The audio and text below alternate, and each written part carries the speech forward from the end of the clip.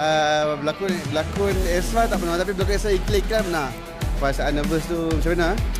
Memang tak boleh nak berdialog. Tak boleh nak berdialog langsung dengan Amirah Rosli pula kan. So memang mulut bercakap tapi lutut ketang.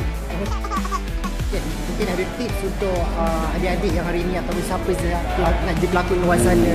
Tips untuk jadi pelakon, boleh je start dengan extra, tak ada masalah. Sebab kadang-kadang saya faham nak cari platform yang betul susah kan. So kita boleh start daripada bawah. So bila start daripada bawah dengan passion yang betul, dengan semangat yang betul, semangat yang kuat, nak cuba dalam industri ni, boleh go for it. Jangan malu, yang penting jangan malu, jangan segan, tunjukkan bakat korang. And apa benda platform yang korang boleh tunjukkan. Kalau korang ada social media, tunjukkan kat social media. Buktikan dekat mana-mana.